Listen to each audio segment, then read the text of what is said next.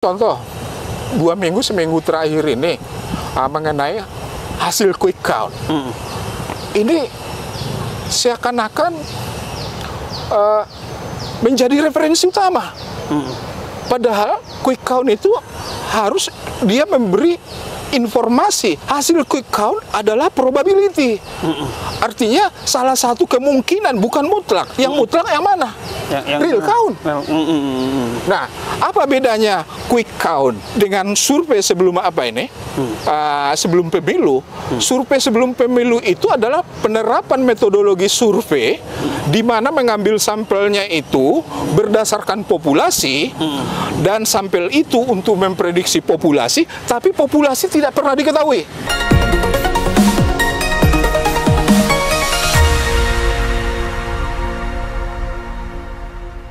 Dari kawasan Danau Universitas Indonesia Depok, bincang tipis-tipis kembali menjumpai Anda bersama saya Erman Tale Daulay di channel Tale Trias Info. Di channel ini berbagai isu terkini yang menjadi perhatian publik dan narasumber yang kita hadirkan untuk membahas isu tersebut akan kita iris-iris menjadi tipis-tipis. Pada tayang kali ini kita akan mengangkat tema soal survei. Kenapa kita memilih soal survei ini? Karena baru saja kita melaksanakan hajat demokrasi, di mana soal survei ini menjadi ajang sering jadi diskusi kontroversi. Untuk itu kita akan berbincang tipis-tipis dengan Bapak Ahir Matua Harahap. Beliau akademisi dari Universitas Indonesia, tepatnya dosen di Fakultas Ekonomi Universitas Indonesia yang sehariannya juga seorang peneliti. Pak Ahir Matua. Ya. Bagaimana Bapak memandang soal kontroversi survei ini? Ada yang bilang survei itu tidak bisa dikotak-katik, tapi di sisi lain juga yang surveinya rendah bilang, wah itu survei rekayasa. Coba Bapak iris tipis-tipis dulu soal survei ini. Nah ini kan kalau survei kan kita harus bicara surveinya dulu sebagai suatu alat metodologi untuk mendapatkan ilmu pengetahuan.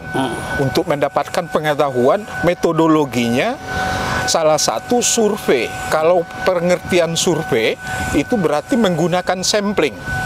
Jadi kalau orang mengatakan, oh saya lagi melakukan survei, itu artinya dia membuat sampling. Tapi kalau misalnya lawannya sampling, sampel itu adalah populasi. Sementara sampel itu diambil dari populasi, tidak semua. Makanya sensus itu adalah populasi.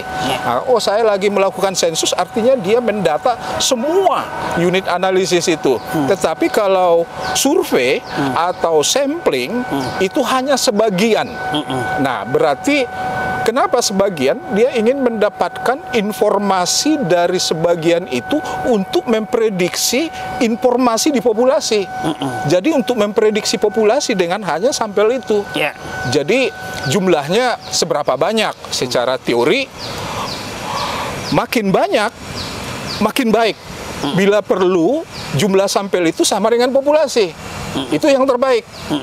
Makanya kan sampel itu sebagian karena memprediksi populasi. Nah sekarang misalnya contoh tadi metodologi survei ini atau metodologi sampel ini bisa digunakan untuk penelitian di lapangan, untuk penelitian murni, penelitian mahasiswa, penelitian dosen. Ini juga bisa diterapkan untuk survei-survei opini publik.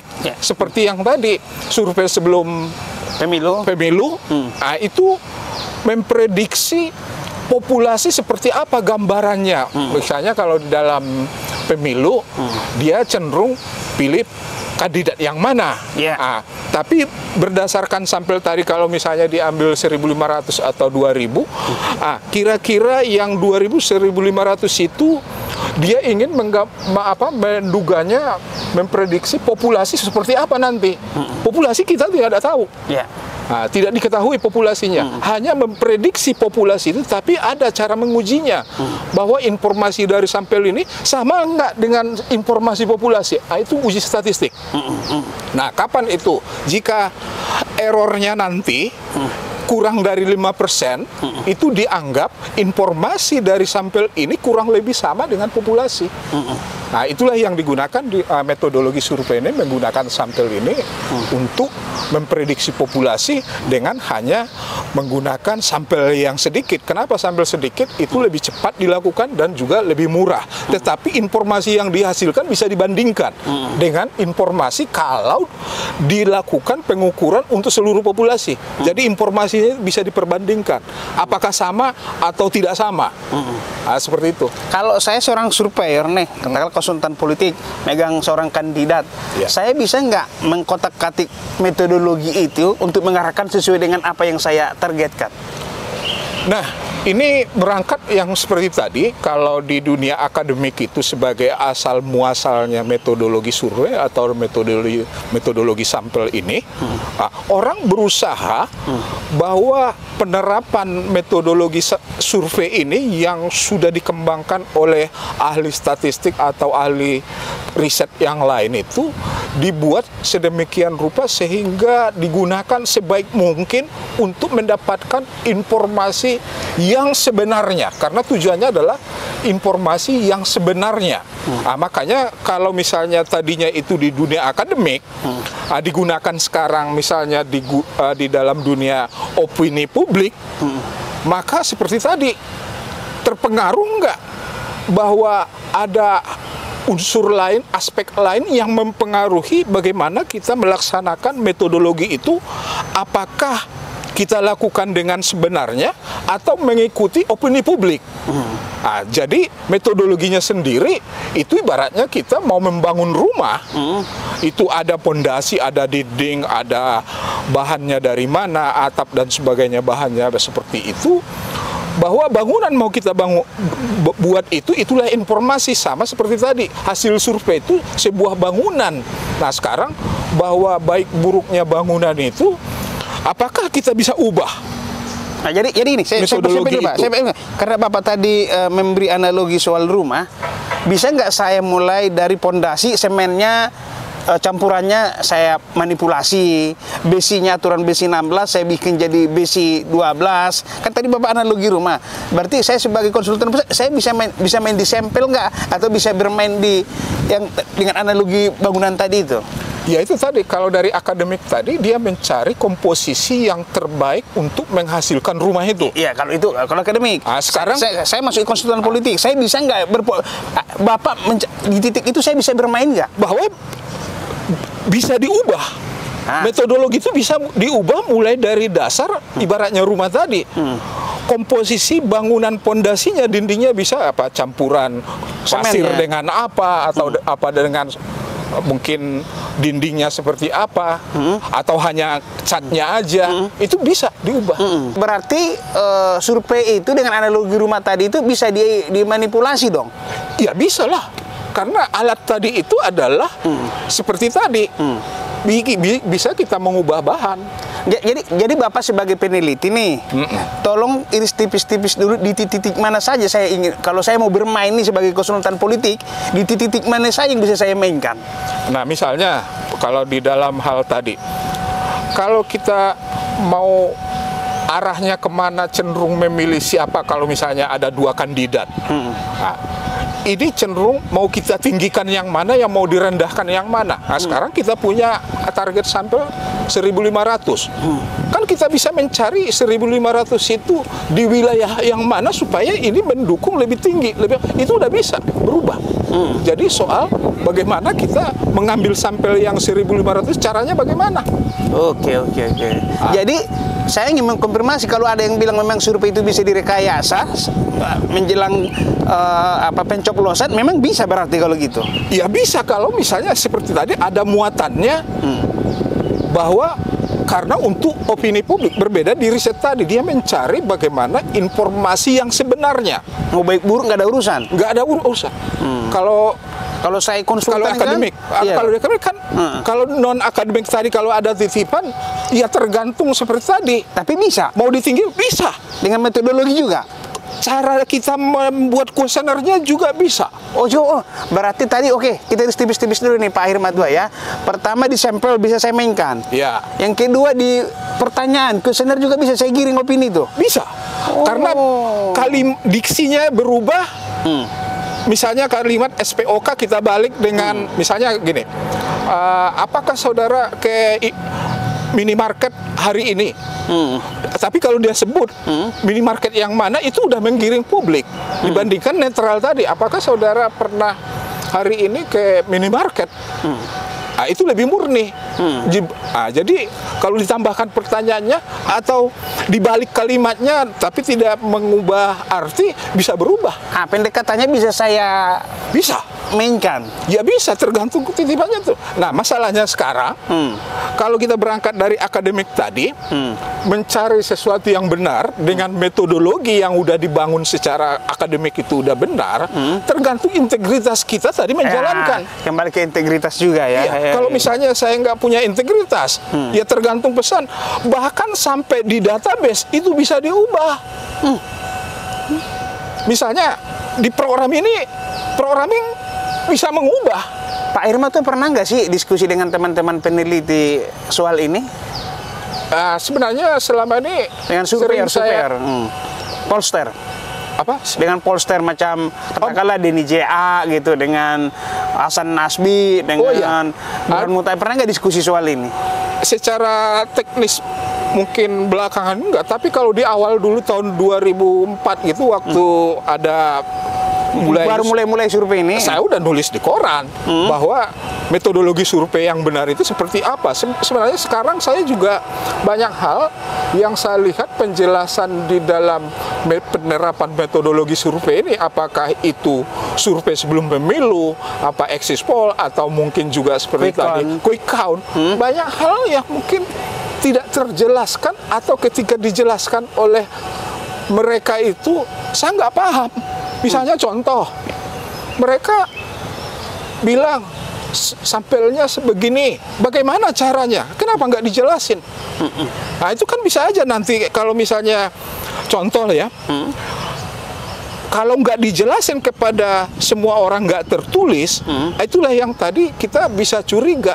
Contoh, mengambil apa di dalam satu kelurahan, saya ingin mendata mewawancarai 100 orang.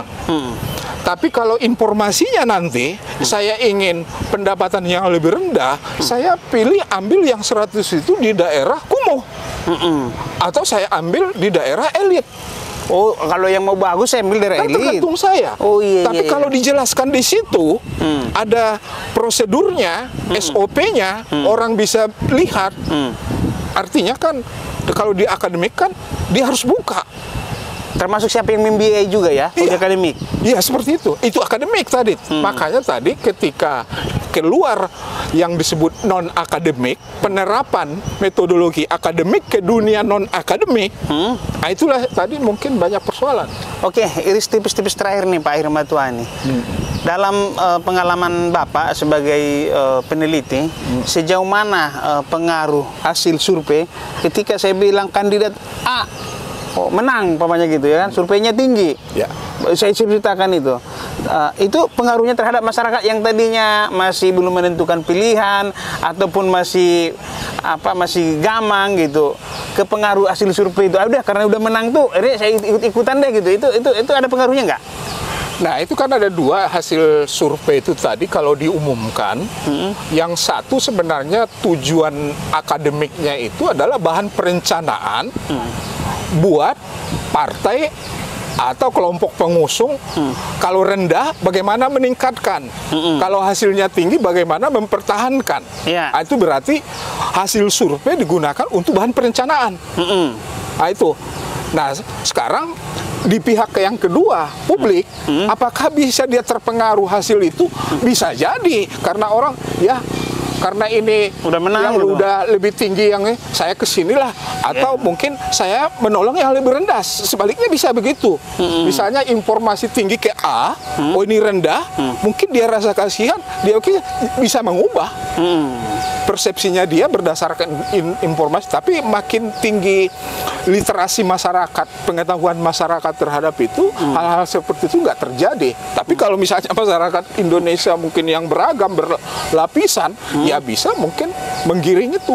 Apalagi piramida penduduk kita itu yang elit itu kan tengah ke atas. Kalau ke bawah itu literasinya enggak. Kalau dia populer itu, ya saya suka itu. Nah, ada juga yang bilang karena survei itu ibaratnya lab darah. Nggak, kalau kita mau cek darah kan nggak perlu semua darah diambil. Ya. Cek itu nanti nggak bisa walaupun kita bayar dokternya, bayar laboratoriumnya. Kalau memang di situ ada penyakit, nggak bisa kita bilang nggak ada penyakitnya, nggak bisa gitu lah. Itu ada juga analogi seperti itu, Pak. Nah, misalnya, ya itu tadi, kalau itu kan cara mengambil sampel, seberapa banyak. Kalau dia populasinya itu homogen, jumlah sampelnya lebih sedikit. Ya, kalau heterogen baru. Misalnya contoh, ubin atau keramik yang ini. Kalau ingin mengetahui luas rata-ratanya seperti ini, karena ini homogen, ambil satu juga bisa memprediksi populasi. Iya. Tapi kalau beragam, darah di sini. Berarti harus lebih banyak. Itu berarti teori sampling makin banyak makin heterogen. Karakteristik yang mau kita amati itu memerlukan jumlah sampel yang banyak. Nah, misalnya contoh, mana yang lebih lebih heterogen kalau yang menjadi unit sampel kita itu TPS atau individu. Itu lebih beragam individu. TPS itu seragam itu, lebih homogen. Karena kan hanya 200, 300 gitu kan. Makanya mengambil sampel pada saat quick count sebenarnya harus relatif lebih sedikit jika diambil survei sebelum pemilu pada level individu. Nah, jadi kalau dibilang itu harus sama 100, 1.500 udah cukup. Itu sebenarnya secara teoritis kenapa waktu quick count itu harus mengambil sama, padahal dia harus lebih sedikit. Berarti itu. Nah, kemudian juga yang saya belakangan ini, misalnya contoh 2 minggu seminggu terakhir ini mengenai hasil quick count. Ini seakan-akan menjadi referensi utama. Padahal quick count itu harus dia memberi informasi. Hasil quick count adalah probability. Artinya salah satu kemungkinan, bukan mutlak. Yang mutlak yang mana? Real count. Nah, apa bedanya quick count dengan survei sebelum sebelum pemilu? Survei sebelum pemilu itu adalah penerapan metodologi survei di mana mengambil sampelnya itu berdasarkan populasi dan sampel itu untuk memprediksi populasi, tapi populasi tidak pernah diketahui. Kalau quick count, populasinya akan diketahui nanti real count. Berarti bagi saya sebenarnya quick count itu nggak perlu. Karena populasinya akan diketahui, dari populasi itu akan diketahui berapa persentasenya. Cuma kan masalahnya begini, antara waktu pencoblosan dengan real count itu diumumkan terlalu lama, makanya muncul peluang orang melakukan quick count pada hari pertama. Berarti kan itu udah penerapan metodologi akademik pada situasi yang dihadapi. Coba kalau misalnya real count, deteksi manipulasi juga, Pak, dengan jarak yang waktu tadi itu. Ada peluang. Ada peluang merekayasa dengan quick count itu kita bisa mendeteksi. Yang saya maksud peluang itu adalah orang terlalu lama menunggu sebulan. Berarti ada peluang orang melakukan quick count di hari pertama atau hari kedua. Tetapi coba kalau misalnya real count itu antara waktu pencoblosan dengan real count hanya 5 hari, saya kira quick count nggak dilaksanakan. Sabar orang menunggu 5 hari, tapi menunggu sebulan orang nggak sabar, sehingga disitulah peluang quick count itu dilakukan. Dan memang berguna untuk opini publik tadi yang terjadi itu. Jadi misalnya contoh, misalnya real count dibandingkan, orang udah lebih percaya hasil quick count ini daripada real count. Enggak, ini dalam pengertian kalau misalnya dilaksanakan dua-duanya benar. Padahal yang paling benar nanti adalah hasil real count.